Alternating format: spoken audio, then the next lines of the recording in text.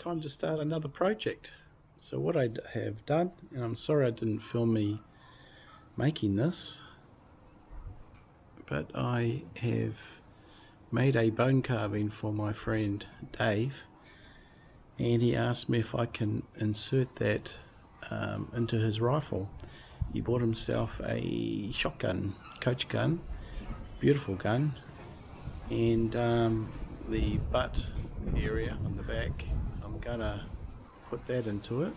I drew the outline of the bone carving, stuck it down on here, and I'm going to hollow all this out, and then enough for this just to drop down into it. So that's what it's going to look like once it's set inside the wood. On this side I'm going to have his initials, DJB, on there.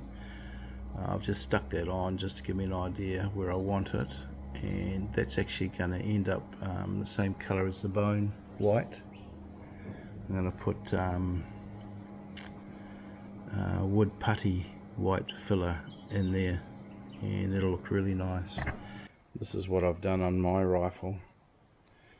I've put the initials in, and that's just wood filler, and the other side as well. And on this side I just put basically the silver fern. Later on, when I get some more shell, I might inset some on this for him as well, but it should look quite nice once it's finished. These two pieces of equipment are what I use to do the bone carving and also my wood carving on my rifle I just showed you. It's like you're holding a pen, so when you're doing detail, you know, you can really hold it steady and get in there and do some fine stuff with it. I actually enjoyed that. It's a shame that that packed up. So I went down and I bought the Dremel 3000. I haven't used this yet, and I also got the attachment for it. This is this flexi cable, and that'll give me basically the same option of doing fine work with it, like holding a pen. So yeah, I'm quite pleased about purchasing this. Interested to see how that goes. But this is the Dremel. Turn around that way so you can see it. Alright, I've drawn the initials on here in black felt. Now it's time to just slowly work on it. Let's start this up, see how this goes. Let's start with the J.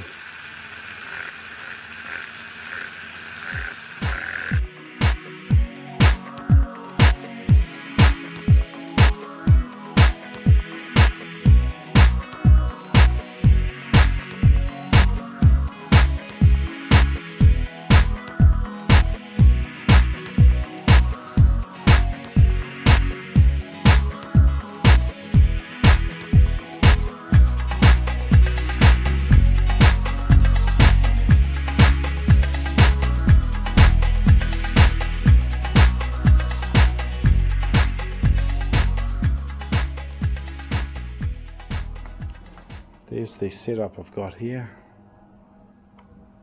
What I do is I just hang the Dremel off the ceiling, and that lets you keep this over your shoulder, and it keeps this cable straight, because if you bend it, you get a kink in it like that, it doesn't spin properly. So I think what I might do is just if you can imagine that that is Pawa or abalone shell, which is this. See, it's got a nice sort of shine on it, so I'll do that shape there and put it in there, and I do that for both sides of the gun, because you've also got it on that side. I think that'll just sort of add a bit of class to it. So there we go. So what I've got to do now is cut this out. So let's go do that.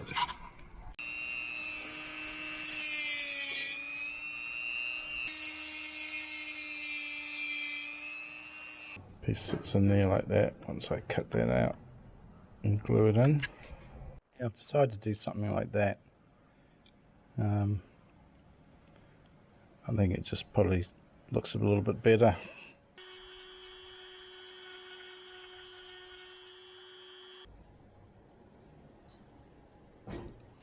Yeah, I used some super glue, Loctite.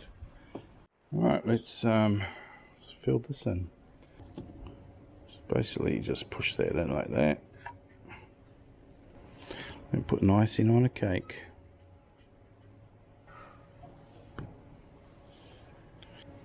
That'll do for now. Let that dry and then I'll top it up again. Here you go, that's that side finished. The other side, let's have a look. Got to cut all this out, hollow it out. Put the bit of abalone power shell in. So I guess I better get started on this bit.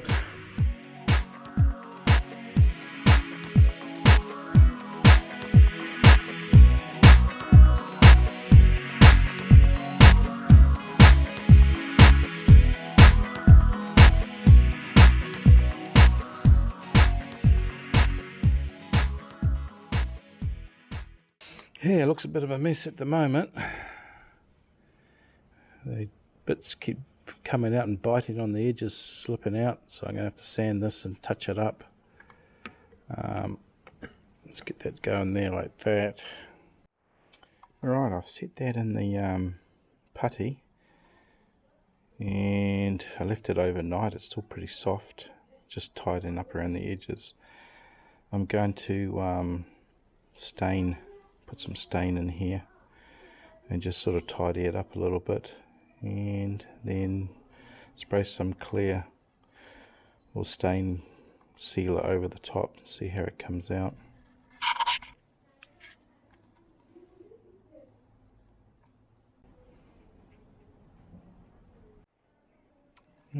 Let that dry, give it another coat. Just using a bit of paint to go in there to touch up the light putty.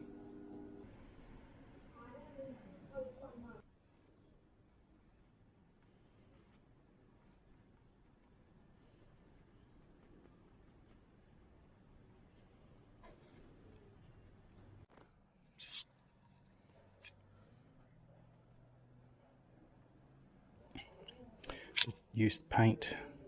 There's a few little dents and things, but that's, you know, puts it down to the character of the bone carving instead of my mistakes. Got to varnish it next. Before I do that, I've got to just get in there and with the Dremel and tidy up all the dark bits that got in there from the putty and the stain.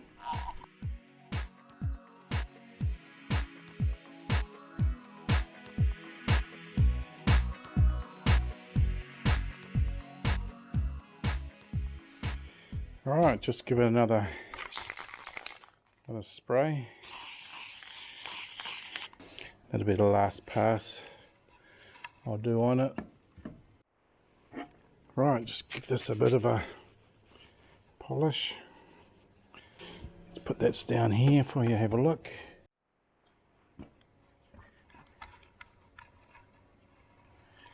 Alright, bone side. And we'll turn it around, have a look at the other side. After sitting here in this mess for a few days. Well, that project's finally finished. I did that over about 3 days, on and off, when I had time to do it, spend time on it. Now, I made a few mistakes along the way, and I've learnt quite a bit actually. I bought new bits for that Dremel, and unfortunately they sort of grabbed and bit and jumped, and as I was doing some fine work here, it jumped and went over and just took chunks out of the wood where I didn't want it to, and that happened about 3 times. And oh, I tell you what, that's where I had to sand it down around the edges, and I used the stain to try and bring back the colour after I sanded it, and that didn't work. So I ended up using my painting skills and painted the colour that I wanted to match the rest of the gun, and hopefully it's not too bad when you look at it. You know, it looks okay. Also, the other mistake I made was I used this stain varnish. I used that on my other gun that I showed you, and it was brilliant, and the nozzle on this was blocked, and then when I first tested it was okay, and then when I picked it up and started to use it, it just dripped. It came out in chunks and dripped all over it and just ran. I went, oh no. And so I tried to just clean it gently, which, you know, didn't make it that much better. And I didn't want to strip it right back with some kerosene or turpentine, because I already painted it and matched the colours, and that'll take that off as well. So I just waited for it to settle, sanded it a little bit, and then put this on top. This is the Quick Clear, and this is really good stuff. But unfortunately, I think they sort of interacted. It started bubbling a little bit. I went, oh no, it's gone from worse to worse, and sanded it a bit more, and then just carried on with putting this on. And eventually it sort of like looks okay. Look, if you look at it up close, you can tell what's happened. But you know, it's not a showpiece where you're putting it on a wall, displaying it, and use it for advertising or anything like that. It's just, you know, gotta take it out and shoot in the bush with it, or shoot targets with it, and then just throw it in the safe. So, but I'm not happy with myself, because I know I could have done a far better job. But the next one I do, I know what to avoid and what to look out for and what to be more careful doing. And there she is, finished product. So just putting her to bed, back in her case. And that's the other side.